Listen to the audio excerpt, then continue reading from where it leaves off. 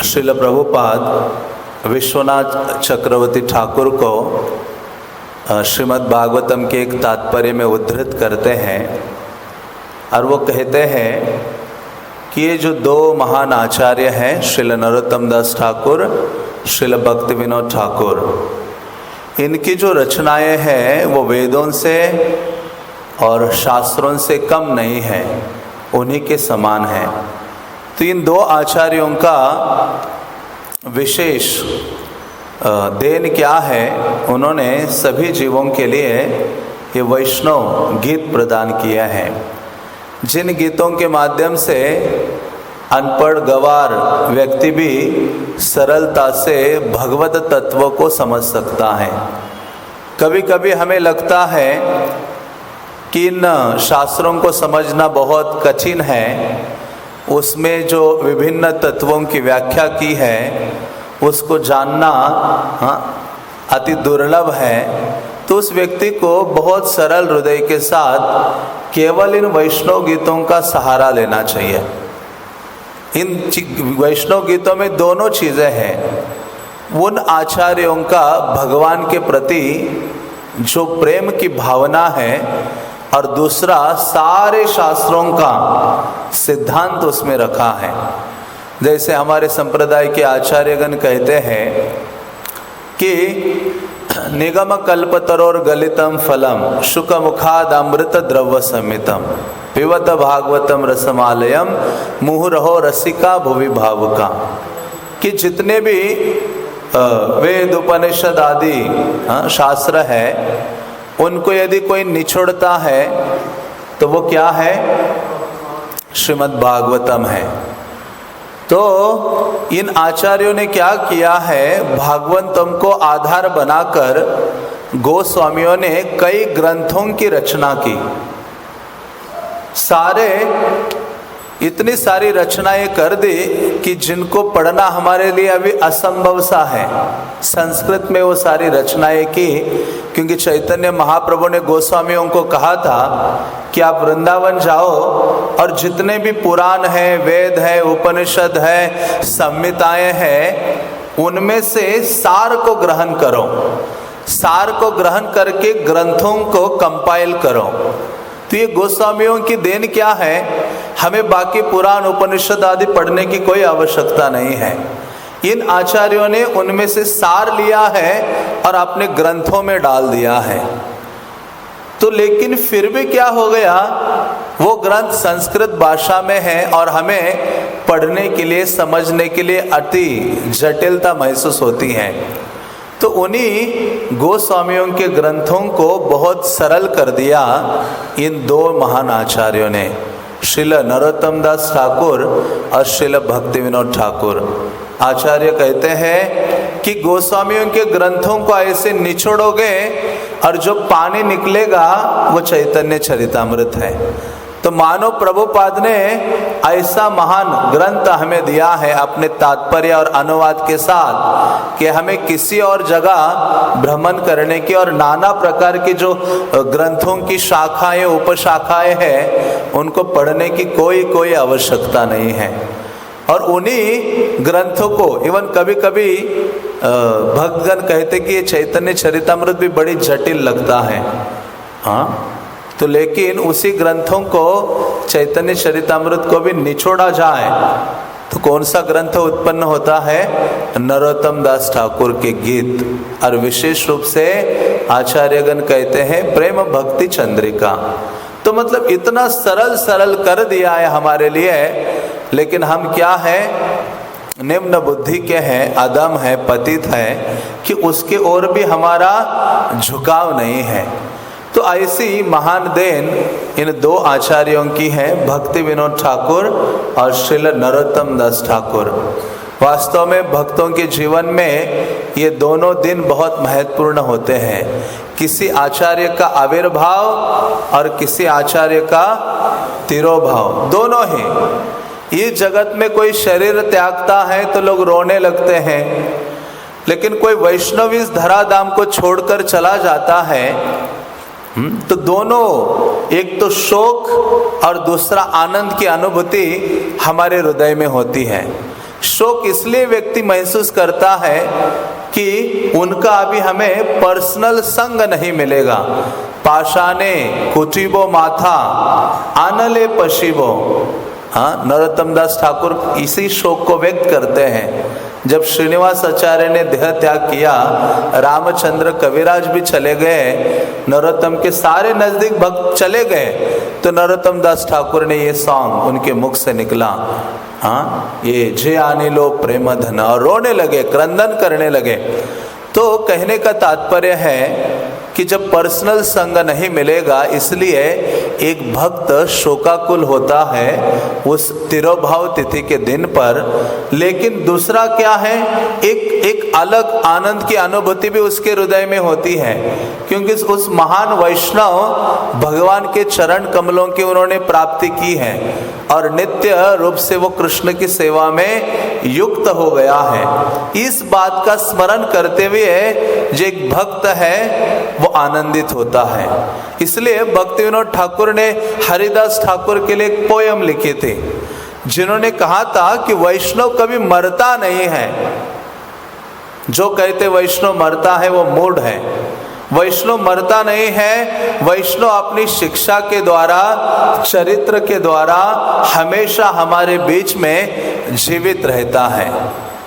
और उसी चीज को हमें अनुभव करना है, तो उस वैष्णव की शिक्षा और उस वैष्णव का चरित्र, ये दो चीजों का सहारा लेना चाहिए। देखो श्रील प्रभुपाद, आज भी हमने कभी प्रभुपाद को देखा नहीं। प्रभुपाद के शिष्यों के बाद शिष्य प्रशिष्य आदि जो आगे हुए हैं, उन्होंने किसी ने प्रभुपाद को देखा नहीं है, लेकिन प्रभुपाद की शिक्षाओं को इतना गहनता से पकड़ा है, और साथ ही साथ प्रभुपाद का चरित्र। हाँ, प्रभुपाद लीलामृत है और अलग अलग उनके शिष्यों ने जो प्रभुपाद कथाएं की हैं, उन दो चीजों को पकड़ा है। तो अभी हमें क्या लगता है कि प्रभुपाद यहाँ ही है, हमारे बीच में ही है। कभी भी इस हृदय में यह अनुभूति नहीं होती कि प्रभुपाद हमसे दूर है या इस संसार से वो अप्रकट हो गए हैं। हाँ, ये विशेष चीज है। इसलिए एक भक्त को किसी भी वैष्णव की शिक्षाओं को पकड़ना चाहिए, और साथ ही साथ जितना भी अधिक हो सके उसके चरित्र को पढ़ना चाहिए, समझना चाहिए, अध्ययन करना चाहिए। तो भक्ति विनोद ठाकुर के बारे में ग्रंथ लिखा है सेवन गोस्वामी, प्रभुपाद के एक शिष्य हैं, जिसको जरूर पढ़ना चाहिए। बहुत ही अच्छा कंपाइलेशन है। तो ऐसे ही तब हम अनुभव करते हैं कि वो जो वैष्णव हैं वास्तव में हमारे बीच में है। कि क्यों हमें इन वैष्णव चरित्रों को पढ़ना चाहिए, या क्यों जानकारी प्राप्त करने का प्रयास करना चाहिए इन भक्तों के बारे में। पहली चीज कहते हैं कि ये हम जान लेते हैं कि उनके जीवन में क्या क्या कठिनाई आई और क्या क्या चीज़ों से भक्ति में आगे बढ़ने के लिए उनके जीवन में रुकावटें आई, फिर भी उन्होंने जगत का कल्याण करने के लिए उन कठिनाइयों का सामना किया और आगे बढ़ते रहे। और जब हम उनके चरित्र को पढ़ते हैं, समझते हैं, तो हमारे हृदय में उनके लिए प्रेम, विशेष प्रेम जागृत होता है। हाँ, ताकि ये जान पाते हैं कि वो कैसे सारे जगत को भगवत भक्ति देने का प्रयास करते हैं। तो इसलिए हम देखते, कई बार प्रश्न पूछते हैं लोग कि ये जो बड़े बड़े भक्त थे वो इच्छा करने मात्र से चीजें हो जानी चाहिए थी। हाँ, उन्होंने इच्छा अभी की और उसका फल हजारों साल, 100 साल के बाद आ गया। हाँ, भगवान कभी भी कोई चीज रेडीमेड नहीं देते हैं किसी भक्त के जीवन में। जितने भी बड़े बड़े वैष्णव हुए हैं वो बड़ी बड़ी विपदाओं से गए हैं, जिसके द्वारा आने वाली जो पीढ़ी है, जन सामान्य व्यक्ति है, वो ये सीख जाते हैं, सीखते हैं कि ऐसा आचार्य है कि कितनी भी विपदाएं आई उन्होंने 2 कार्य नहीं छोड़े। एक तो अपना भक्तिमय जीवन कभी छोड़ा नहीं, और दूसरा कर पर उपकार, दूसरों का कल्याण करने की भावना को कभी नहीं छोड़ा। हाँ, इसलिए भगवान उन भक्तों के जीवन में विपदाएं देते हैं।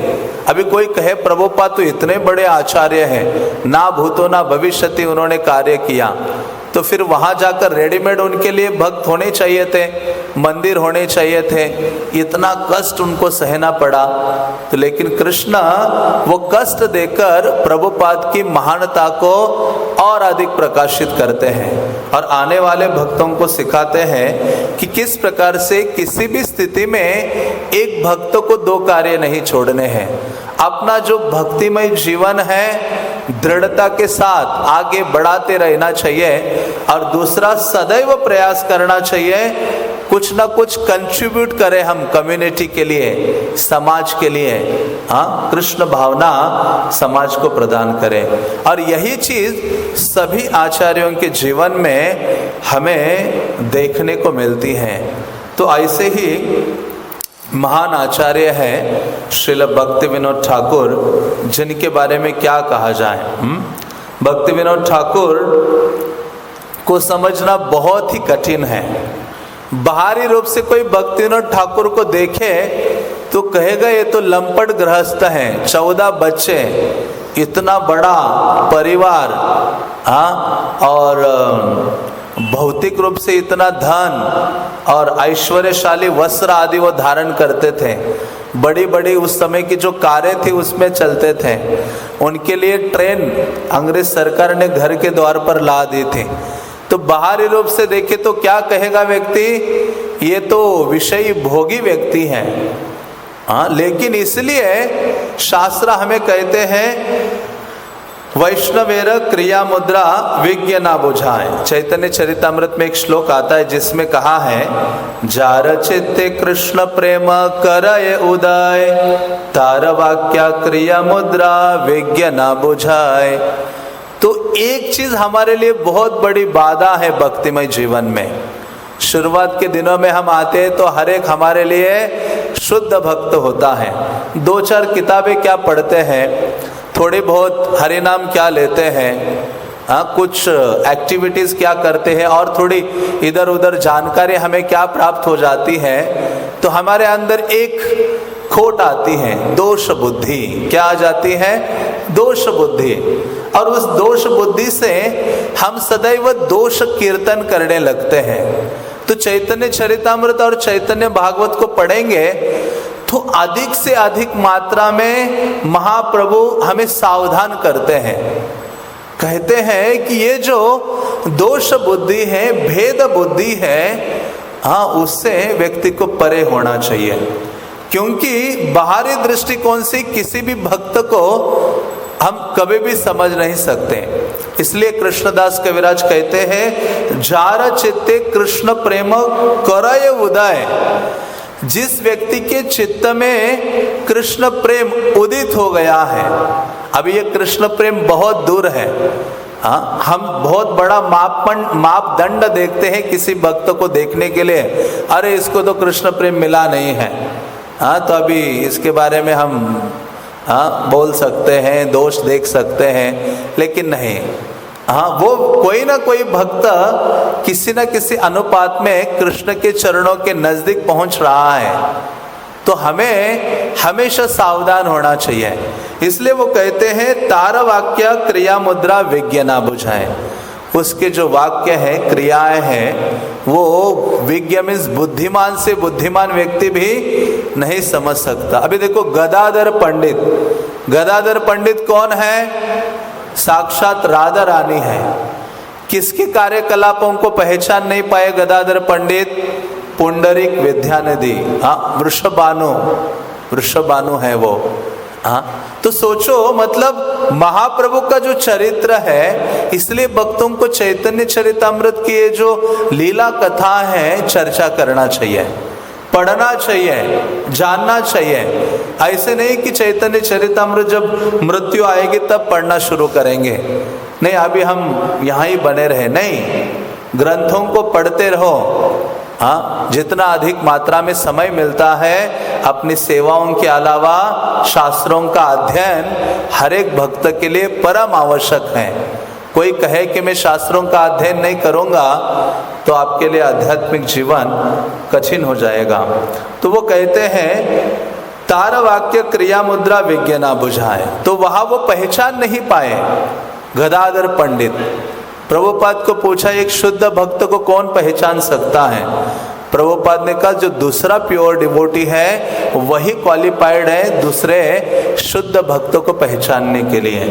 तो ऐसे जो महान वैष्णव है जिनकी तुलना सूर्य से की है, वो सूर्य के समान है, और सूर्य जिस प्रकार से अंधकार को दूर करता है, सारे जगत को आलोकित कर देता है, उसी प्रकार से ये अलग अलग वैष्णव हैं हमारी परंपरा में, जिनकी तुलना सूर्य से की है। जो आए और उन्होंने अपने आलोक से सारे जगत को प्रकाशमान किया। एक दूसरा उदाहरण आता है मुकुंद, जो नरहरि सरकार के भाई थे और रघुनंदन ठाकुर के पिता मुकुंद, जिनके बारे में आपने जाना होगा कि वो एक राजा को राज वैद्य थे, डॉक्टर थे, और राजा को जब देखने गए थे उसकी चिकित्सा करने के लिए, राजा अपने आसन में बैठा था तो राजा का एक सेवक आकर उनको फैनिंग करता है, और वो उस फैन को देखकर, मोर पंख को देखकर वो मुकुंद क्या करता है, गिर पड़ता है। तो कोई समझ नहीं पाता, सबको लगा कि इसको मिर्गी की बीमारी है, ऐसे गिर पड़ा। और ये उठे, जब मूर्छित होकर गिर पड़े और जब उठे तो भी उन्होंने विनम्रता से बोला कि मुझे वो बीमारी है। लेकिन राजा जो बादशाह था, नवाब, वो जानता था कि ये साधारण गृहस्थ व्यक्ति नहीं है। बाहरी दृष्टिकोण से मुकुंद को देखो तो एक साधारण व्यक्ति है वो, लेकिन राजा ने समझ गया कि इसने कृष्ण से संबंधित इस मोर पंख को देखा, क्योंकि कृष्ण को क्या कहा जाता है, शिखी पुच्छधारी। कृष्ण का एक नाम है शिखी पुच्छधारी।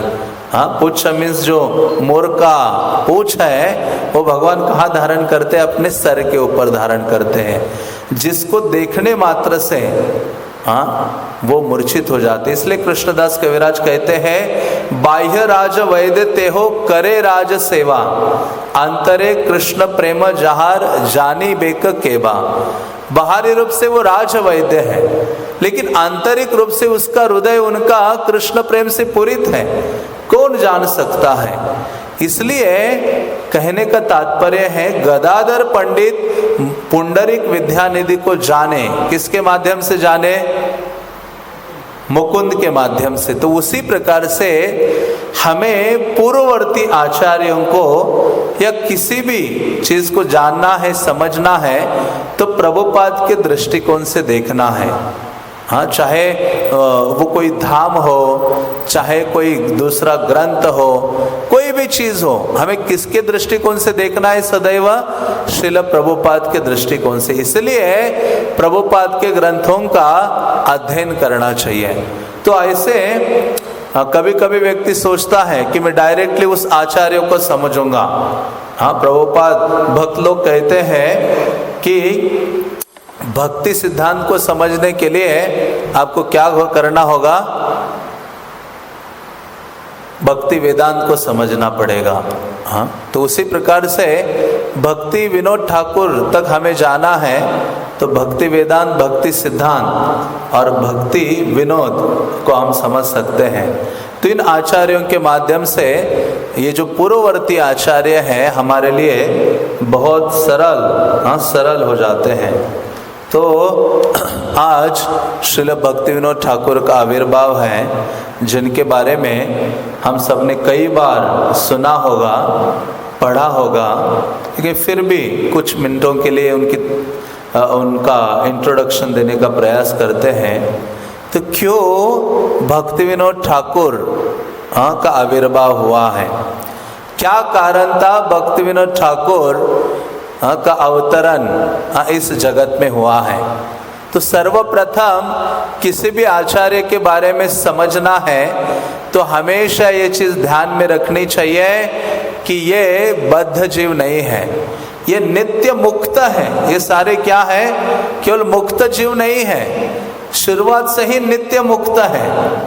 भगवान के जो पार्षद है, ऐसे नित्य मुक्त जीव इस संसार में भगवद आदेश का पालन करने के लिए आते हैं और क्या करते हैं, प्रचार प्रसार करते हैं। स्वयं भक्तिविनोद ठाकुर अपना परिचय दिया है, उन्होंने कल्याण कल्पतरु नामक उनका जो एक सॉन्ग बुक है, उन्होंने 4 सॉन्ग बुक लिखे भक्तिविनोद ठाकुर ने, उसमें अपना इंट्रोडक्शन दिया है उन्होंने कि मैं कौन हूं कृष्ण लीला में।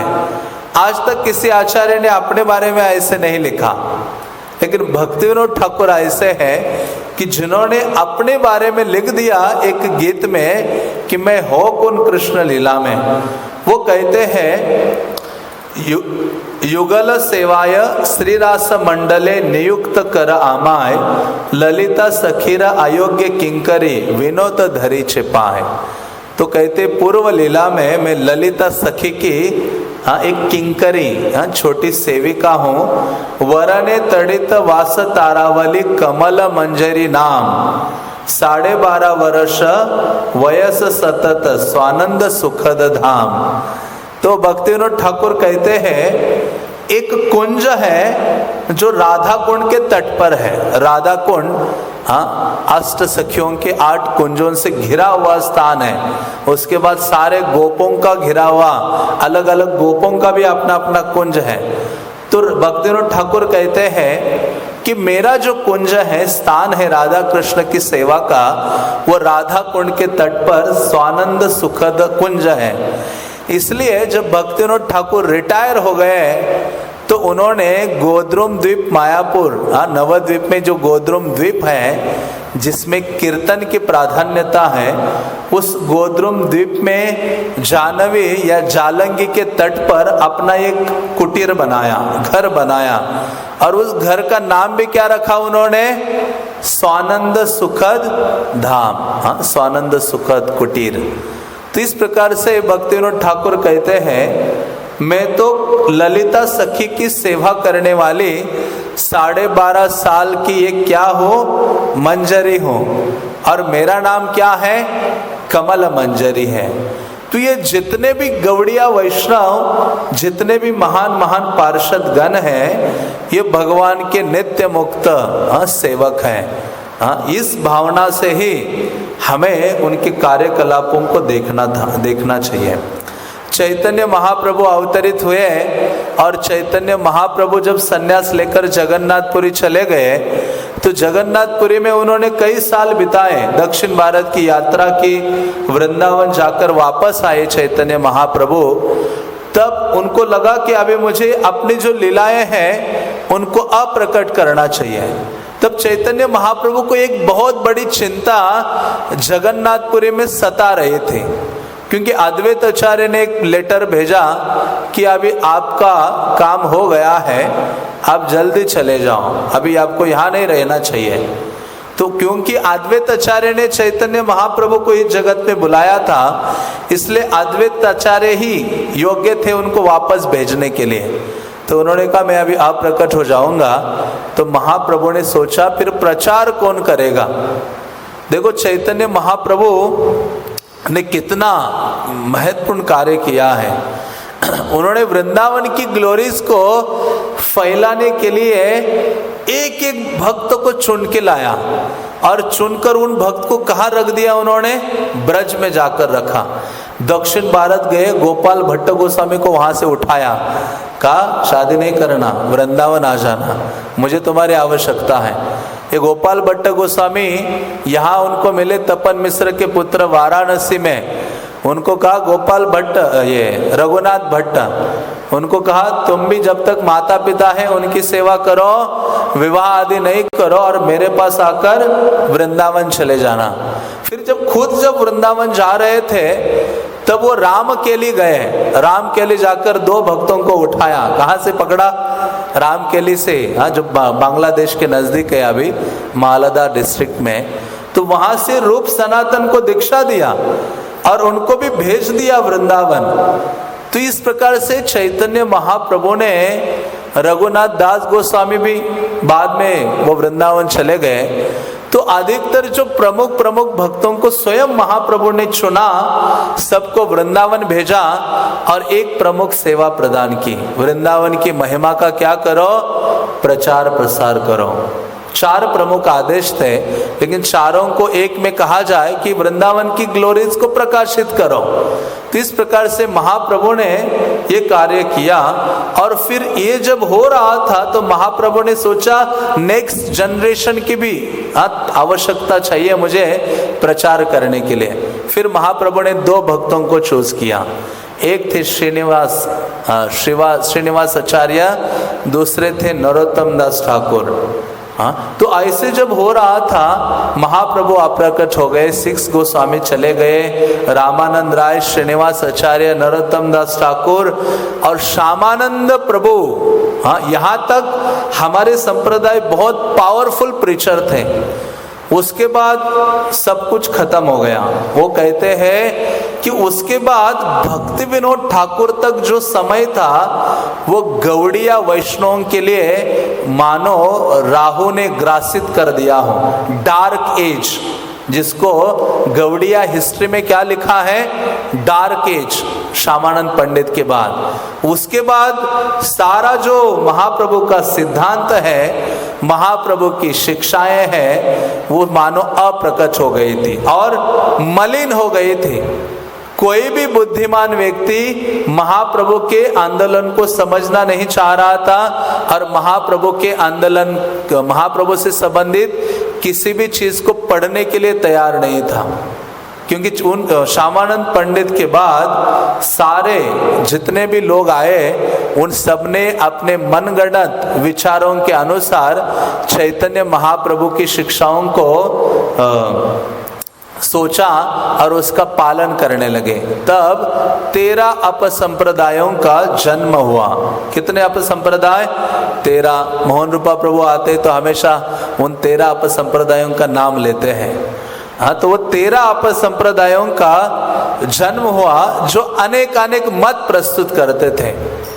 मतलब देखो, गौड़िया में भी ऐसे लोग हैं, वो कहते हैं चैतन्य का पथ, शंकर का मत। ये बहुत फेमस है बंगाल में, आपको यदि पता नहीं हो।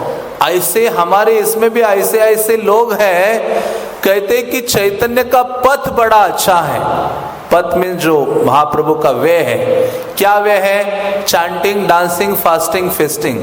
वो कहते प्रैक्टिकली जीवन में ये बड़ा अच्छा लगता है, नाचो गाओ कीर्तन करो, लेकिन हमें आखिरी में क्या होना है? ब्रह्म में लीन होना है। कहते हैं उद्देश्य क्या है? शंकराचार्य का जो मत है वो हमारा गोल है। तो ऐसे ड्युअलिटी वाले लोग बंगाल और उड़ीसा में भरे पड़े हैं। उनको महाप्रभु का पद बड़ा अच्छा लगता है, लेकिन महाप्रभु की फिलॉसफी नहीं। महाप्रभु का जो परम प्रयोजन है वो नहीं। वो किसको फॉलो करते हैं? शंकर का मत। मत मीन्स फिलॉसफी, एक प्रकार से शंकराचार्य का मत। तो ये जो 14 अपसंप्रदाय थे वो भी ऐसे ही थे, जिनका वर्णन एक वैष्णव हुए हैं तोताराम दास बाबा जी, उन्होंने एक प्यार में लिखा है, जिसको भक्ति सिद्धांत महाराज ने कोट किया था और भक्ति विनोद ठाकुर ने इनको ढूंढ के निकाला।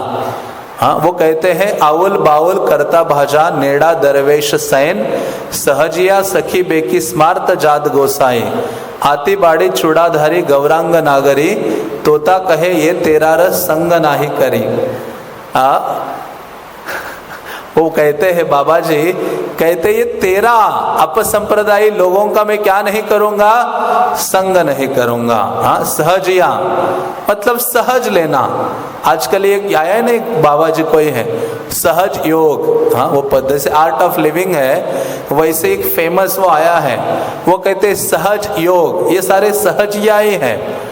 तो उस समय ऐसे होता था कि महाप्रभु ने कहा है गोपी भाव से भजन करो, लेकिन महाप्रभु ने ये नहीं कहा कि साड़ी पहन के भजन करो। वहाँ पुरुष लोग भी क्या करते हैं? स्त्रियों के कपड़े धारण करते हैं, बाहरी रूप से कहते हम गोपी हैं, महाप्रभु ने बोला अरे अंदर गोपी का भाव रखो हृदय में, और यहाँ क्या कर रहे ये सखी बेकी, इनको क्या कहते हैं सखी बेकी, मतलब मैं सखी हूँ। तो इस प्रकार से ऐसे हजारों सहज ये आयत है। और फिर चैतन्य महाप्रभु कि ये जो पार्षद है भक्ति विनोद ठाकुर, उनको प्रकट होना पड़ा। चैतन्य महाप्रभु अप्रकट होने के बाद 350 साल बीते, तब ये सातवां गोस्वामी ने जन्म लिया। भक्ति विनोद ठाकुर 7वें गोस्वामी आए, क्योंकि भगवान और भक्त का दोनों का एक ही कार्य होता है। भगवान कहते हैं धर्म स्थापन करने के लिए मैं आता हूँ, और चैतन्य चरितामृत में कृष्णदास कविराज कहते हैं धर्म स्थापन हेतु साधुर व्यवहार। साधु का जो आचरण है वो क्या करता है, धर्म की स्थापना करता है। तो दोनों का कार्य एक ही है, जन्म कर्म च में दिव्य उनका भी है और साधु का भी है। इसलिए भगवत तत्व को अच्छे से समझने से व्यक्ति ये जो वैष्णव तत्व है, भक्त तत्व है, उसको भी बहुत अच्छे से समझ पाता है। तो ऐसे भक्ति विनोद ठाकुर का जो प्राकट्य है वो 352 साल बाद चैतन्य महाप्रभु के हुआ। 2 सितंबर 1838 में संडे था, शुक्ल त्रयोदशी, भाद्रपद का महीना था। नदिया डिस्ट्रिक्ट में बीर नगर में एक उला ग्राम है, वहाँ उनका प्राकट्य होता है। उनके पिता का नाम था आनंद चंद्र और उनकी माता का नाम था जगत मोहिनी। उनके और 2 भाई थे, एक का नाम था अभय काली और दूसरा नाम था काली प्रसन्न। ऐसे उनके 2 भाइयों का नाम उनका जो बायोग्राफी है उसमें दिया है।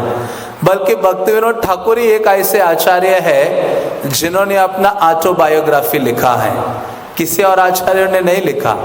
वो लिखने वाले नहीं थे, विनम्र है वैष्णव, लेकिन ठीक है कई बार किसी ने बहुत रिक्वेस्ट किया तो वैष्णवगण लिख देते हैं, उसमें आने वाले पीढ़ी को ही लाभ है। भक्ति विनोद ठाकुर के पुत्र थे ललित कुमार, उन्होंने रिक्वेस्ट की।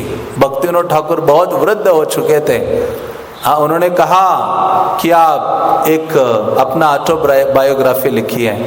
तो उन्होंने वो लिखा, वो इंग्लिश में भी है अवेलेबल, जो बहुत ही सटीक और बहुत ही विस्तृत है। उनके बारे में उसमें विस्तृत जानकारी प्राप्त होती है। तो उसमें वो वर्णन करते हैं कि कृष्णानंद दत्त जो नरोत्तम दास ठाकुर के पिता थे, उन्हीं का जो आगे कई पीढ़ियां आई, उसमें ही भक्ति विनोद ठाकुर का जन्म होता है। भक्ति विनोद ठाकुर का नाम क्या था, केदारनाथ। जो बचपन में उनको केदारनाथ दत्त उनका जो सरनेम था।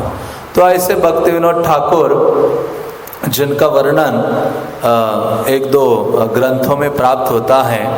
तो भक्ति विनोद ठाकुर का जब प्राकट्य हुआ, बचपन से ही बहुत ही स्कॉलरली वो वैष्णव थे।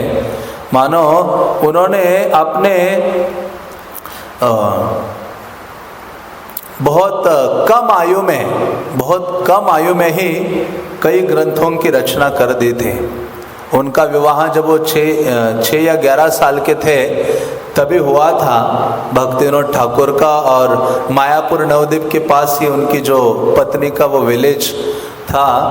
और आगे चलकर भक्ति विनोद ठाकुर ने सोचा, जब वो युवा हुए तो उन्होंने सोचा कि मुझे बिजनेस आदि में नहीं पढ़ना है, मैं एक सरल प्रोफेशन चूज करूंगा। इसलिए उन्होंने इंग्लिश का बहुत अच्छा अध्ययन किया और उड़ीसा में इंग्लिश टीचर की नौकरी उन्होंने स्वीकार की।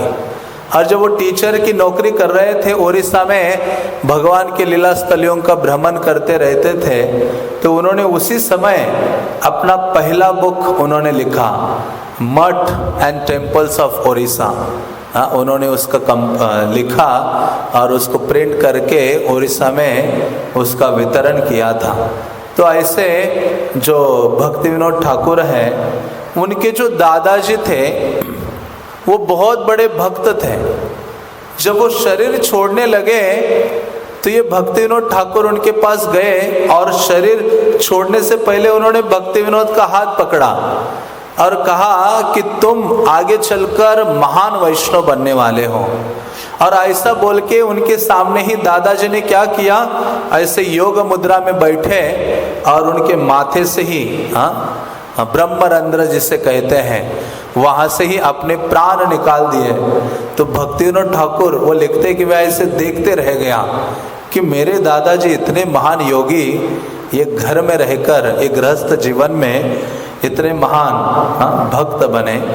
तो हम जानते हैं भक्तिविनोद ठाकुर के बारे में कि उन्होंने मैजिस्ट्रेट की जो नौकरी है वो स्वीकार की। पूरे भारत में अलग अलग जगहों में उन्होंने सेवा दी और एक समय उनकी वो जगन्नाथपुरी के मैजिस्ट्रेट बने थे।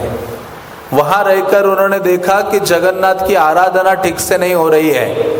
जगन्नाथ मंदिर में कोई सिक्योरिटी गार्ड नहीं है, कुत्ते बिल्ली सब अंदर घूम रहे हैं। तो भक्तिविनोद ठाकुर ने बहुत स्ट्रिक्ट कर दिया। और उस समय देखा कि ऐसे कोई भावुक लोग थे, उन्होंने जगन्नाथ मंदिर के अंदर एक कुत्ते का मंदिर भी बना दिया। जो छोटे छोटे मंदिर है ना, उनमें से एक मंदिर एक डॉग का भी बनाया। भक्तिविनोद ठाकुर को गुस्सा आया, पूरा तोड़ डाला उन्होंने और फिर बहुत स्ट्रिक्टनेस ला दी हर चीज में वहां। और भक्तिविनोद ठाकुर बहुत ध्यान रखते थे जगन्नाथ की सेवा में आने वाला जो धन है वो कोई व्यक्ति अपने पर्सनल उसके लिए खर्च ना करे, क्योंकि उस समय जो राजा थे, जो जगन्नाथ का जो डोनेशंस आते थे वो राजा ले जाता था और अपने लिए खर्च करता रहता था। तो भक्तिविनोद ठाकुर ने देखा कि जगन्नाथ टेम्पल के डोनेशन का मिसयूज हो रहा है, वो अपने पत्नी बच्चे सबके लिए खर्च कर रहा है राजा। तो भक्तिविनोद ठाकुर ने बिल्कुल स्ट्रिक्ट हुए, एक पैसा भी बाहर जाने नहीं दिया। तो वो जो राजा था उसने लगभग 100 तांत्रिकों को बुलाया अपने महल में और एक यज्ञ किया जिसको कहते मारन यज्ञ। मतलब उस यज्ञ का अंतिम आहुति डालोगे तो यहाँ भक्तिविनोद ठाकुर की मृत्यु हो जाएगी। तो भक्तिविनोद ठाकुर बिल्कुल निडर थे। एक चीज के लिए भक्तिविनोद ठाकुर बहुत स्ट्रिक्ट थे, पाखंड। उनको पाखंड वो सहन नहीं कर पाते थे।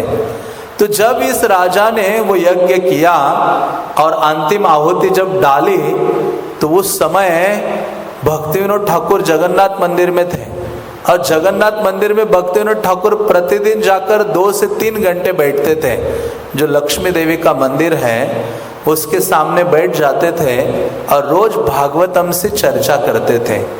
उसको उन्होंने नाम दिया था भक्ति मंडप। मतलब यहाँ केवल चर्चा होगी, केवल भागवत तत्व की चर्चा होगी। भक्तिविनोद ठाकुर कुछ 10-20 लोग इकट्ठा होते थे, वहां बैठकर चर्चा करते रहते थे और खुद बोला करते थे भागवतम पर। तो जब इस व्यक्ति ने, राजा ने जब यज्ञ किया तो उसी क्षण अंतिम जब आहुति डाली स्वाहा, तो भक्तिविनोद ठाकुर को कुछ भी नहीं हुआ। राजा का जो पुत्र था उसी क्षण मर गया अंतिम आहुति में। तो भक्तिविनोद ठाकुर इस प्रकार से जगन्नाथ की सेवा के लिए तत्पर थे। भक्तिविनोद ठाकुर लिखते अपने ऑटोबायोग्राफी में, मेरे जीवन का सबसे अच्छा समय कहाँ था, तो वो जगन्नाथपुरी का था। तो कहते कोई मुझे पूछ सकता है क्यों जगन्नाथपुरी का आपका जो समय है सबसे अच्छा रहा। उन्होंने कहा 2 चीजें वहां मुझे मिली। एक है महान महान भक्तों का संग मिला, जिनसे मैं मिला करता था, प्रश्न पूछता था, चर्चाएं करता था। और दूसरा, अधिक से अधिक ग्रंथों का अध्ययन करने का समय मुझे कहाँ मिला, जगन्नाथपुरी में। जितने महाप्रभु के पार्षदों के लिटरेचर था, ग्रंथ आदि थे, भागवत है, चैतन्य चरितामृत, तो उन्होंने कितना खोजा। हाँ, चैतन्य, उनको जब महाप्रभु के बारे में थोड़ा सा उन्होंने पढ़ा, लेकिन सोचा कि कौन सा ग्रंथ है महाप्रभु के बारे में, तो किसी ने बोला कि चैतन्य चरितामृत है। तो फिर उन्होंने चैतन्य चरितामृत की कॉपी ढूंढना शुरू कर दी। उनको कोई कॉपी नहीं मिली। कुछ साल ऐसे ही ढूंढते ढूंढते एक ऐसी प्रति मिली जिसमें कई सारे अध्याय या श्लोक नहीं थे। तो ऐसे भक्तिविनोद ठाकुर कहते हैं कि जगन्नाथपुरी में मुझे मौका मिला, सबसे अधिक ग्रंथों को मैंने अध्ययन किया, समझा। और बहुत सारे वैष्णवों से मुझे सीखने को मिला। और जगन्नाथपुरी में रहकर ही उन्होंने कई ग्रंथ लिखे, उनमें से उनका फेमस ग्रंथ है हरिनाम चिंतामणि, जिसकी उन्होंने रचना की। जो भक्ति हरिदास ठाकुर और चैतन्य महाप्रभु का हरिनाम के बारे में संवाद है। तो ऐसे भक्ति विनोद ठाकुर जब जगन्नाथपुरी में थे तो हम जानते हैं कि उस समय उन्होंने एक महान, एक बड़ा ही ढोंगी एक साधु था जिसका नाम था बिश किशन, हाँ, उसको उन्होंने दंडित किया था, क्योंकि बिश किशन के पास थोड़ी सी सिद्धियां थी और जिसके द्वारा उस कई सारे गांवों की जो स्त्रियां थी, बड़े बड़े धनवान लोगों की स्त्रियां, सबको उन्होंने वश में किया था। उनको बोलता था कि पूर्णिमा आ रही है, आप सब एक कलर की साड़ियां पहन के आओ, पूर्णिमा की चांद को देखते हुए हम सारे रास लीला करेंगे। ऐसा वो ढोंगी बिश किशन था। ब्रिटिशर्स भी तंग आ गए थे। उसने कहा मैं उस ब्रिटिशर्स का वध कर दूंगा। तो उन्होंने एक पोयम भी लिखी थी जिसमें वो कहते हैं कि मैं इन म्लेच्छों को भगा दूंगा। और वो जगन्नाथ कौन है उस मंदिर में? वो लक्कड़ की मूर्ति है, उसको मैं हटा दूंगा और वो जगन्नाथ की जगह खुद बैठूंगा, ऐसे बोला। जब भक्ति विनोद ठाकुर ने ये सुना कि जगन्नाथ के लिए ऐसा बोल रहा है, तो ब्रिटिशर्स के ये सेवक ही थे, बड़े पद में थे, मैजिस्ट्रेट थे पुरी के, तो कोई जाने के लिए तैयार नहीं था उसके पास। स्वयं भक्ति विनोद ठाकुर गए, लेकिन कैसे गए? श्रीमद् भागवतम अपने हाथ में लेकर गए और जाकर उसको उन्होंने उसकी चोटी पकड़ के खींच करके लाए और बाद में हम देखते हैं कि उसकी मृत्यु हो जाती है। तो ऐसे कई चीज़ें हैं भक्ति विनोद ठाकुर के बारे में, लेकिन सार क्या है कि भक्ति विनोद ठाकुर ने ही वास्तव में हमें नवद्वीप और मायापुर प्रदान किया है। इसलिए उस समय एक जाने माने व्यक्ति थे शिशिर कुमार घोष, जो आनंद बाजार पत्रिका जिन्होंने बंगाल में निकाली है, वो इनके बहुत करीबी थे और बहुत फेमस व्यक्ति थे। उन्होंने लिखा भक्ति विनोद ठाकुर के बारे में, मैंने तो 6 गोस्वामियों को देखा नहीं है और मैं उनके बारे में इतना अधिक नहीं जानता हूं, लेकिन मैंने एक व्यक्ति को अपने आंखों के सामने देखा है जो 7वां गोस्वामी है। ये वो शिशिर कुमार घोष ने बोला था। और उन्होंने कहा कि ये जो भक्ति विनोद ठाकुर है ये 7वें गोस्वामी हैं, क्योंकि इन्होंने नवद्वीप मायापुर हमें प्रदान किया है। क्योंकि भक्ति विनोद ठाकुर को लगा कि अभी मुझे वृंदावन जाकर, सबसे रिटायरमेंट लेकर वृंदावन जाकर रहना चाहिए, तो कलकत्ता के पास एक तारकेश्वर महादेव शिव जी का प्लेस है, वहां आकर रात को रहें। तो शिव जी उनके सपने में आए। शिव जी कहते, अरे तुम्हें वृंदावन जाने की आवश्यकता नहीं है, तुम तो नवद्वीप मायापुर जाओ, चैतन्य महाप्रभु की लीला स्थलियों को खोज निकालो और महाप्रभु के आंदोलन का प्रचार करो नवद्वीप में रहकर।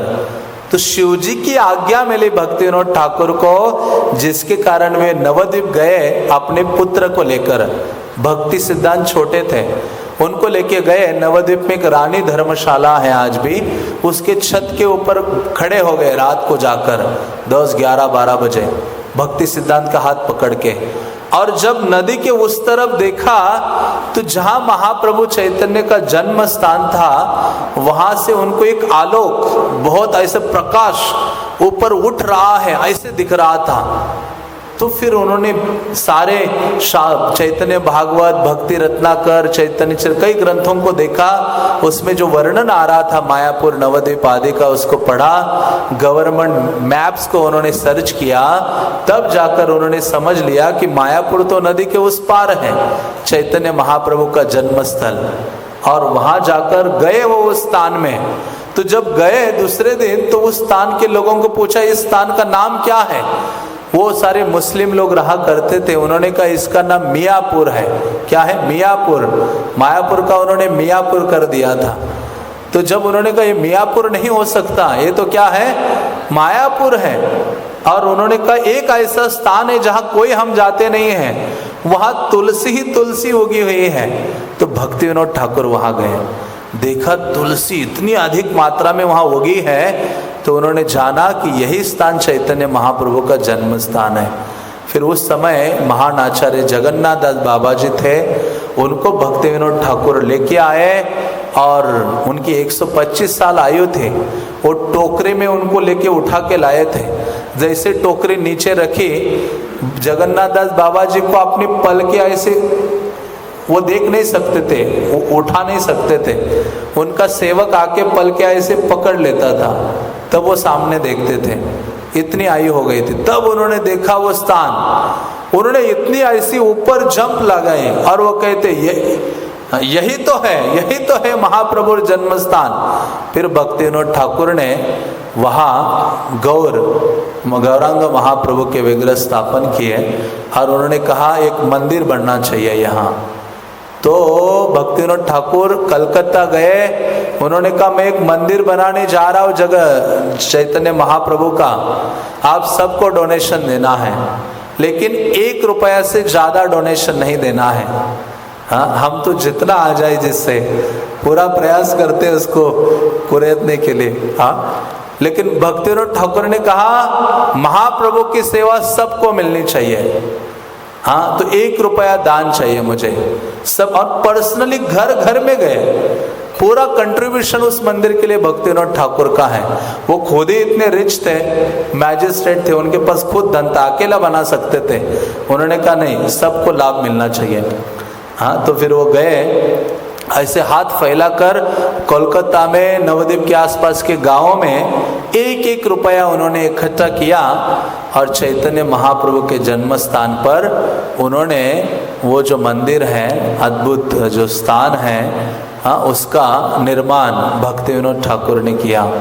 और वो भजन आदि करते रहे नवद्वीप में।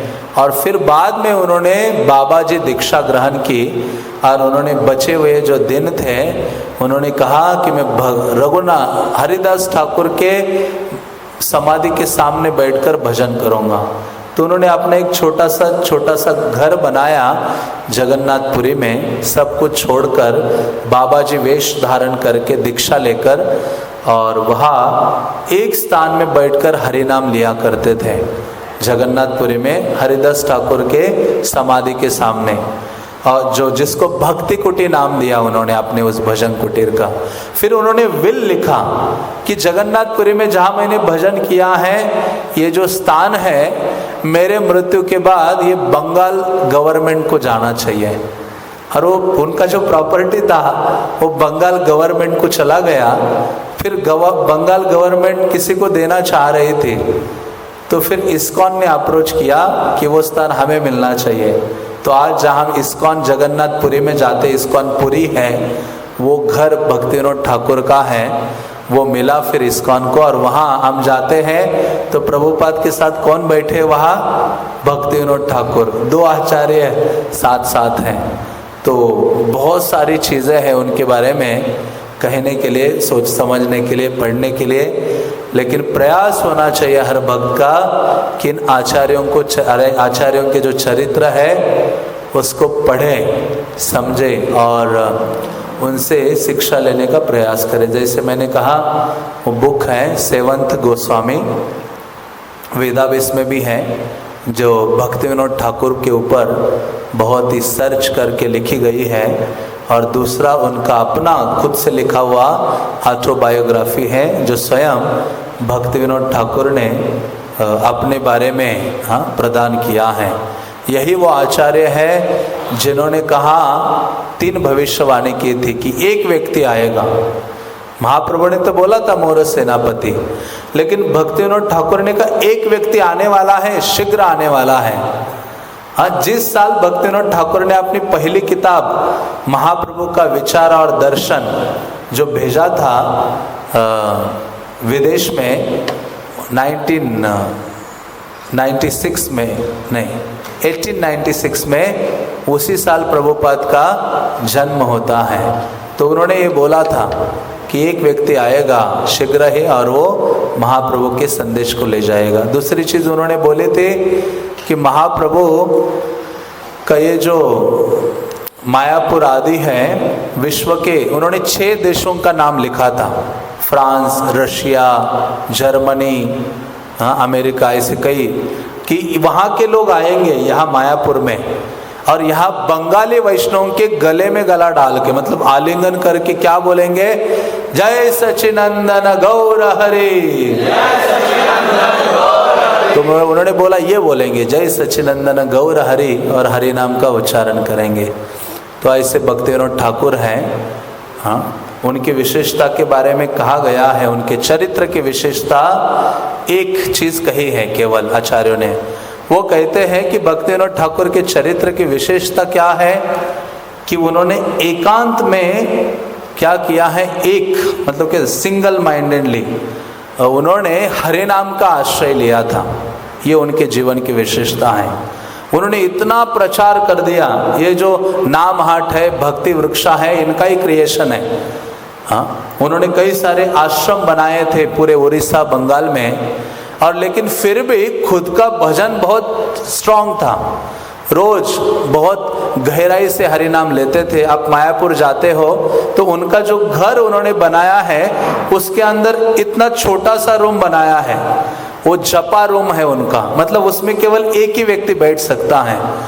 कभी आप शायद कभी देखा होगा स्वानंद सुखद कुंज में, जिसकी दीवारें इतनी बड़ी हैं चारों साइड से, और वो जब करना हो तो उसके अंदर जाके बैठते थे, पूरा अंधेरा, कुछ नहीं, लाइट नहीं, कुछ नहीं, उसके अंदर छोटा सा, और दिन रात हरि नाम लेते थे। उस समय वर्णन आता है कि उस समय के लोग जो आसपास रहने वाले वो कहते हैं कि रात्रि में भी कोई उठे तो जोर जोर से हरि नाम की आवाज आती थी, मानो कोई रो रहा है। तो भक्तिविनोद ठाकुर उस वहां बैठ के हरि नाम ऐसा लेते थे मानो कृष्ण के लिए क्रंदन कर रहे हैं। हाँ, तो ऐसे महान आचार्य हैं, बहुत दूर नहीं, अभी अभी हाँ वो हुए हैं, जिनका चरित्र बड़ा ही अतुलनीय और अनमोल है, जिनको पढ़ने का प्रयास करना चाहिए और उनसे सीखने का प्रयास करना चाहिए। उनके ही गीत हैं जो हम रेगुलर गाते हैं, हरे कृष्णा कृष्णा कृष्णा हरे हरे, हरे राम राम राम हरे हरे। श्रील भक्तिविनोद ठाकुर आविर्भाव तिथि महामहोत्सव के, श्रील प्रभुपाद की, निताय गौर प्रेमानंदे। तो भक्तिविनोद ठाकुर का पुष्पांजलि होगा दोपहर को, आरती, पुष्पांजलि, भोगा ऑफरिंग, दोपहर तक उपवास है और उसके बाद प्रसादम। हरे कृष्णा।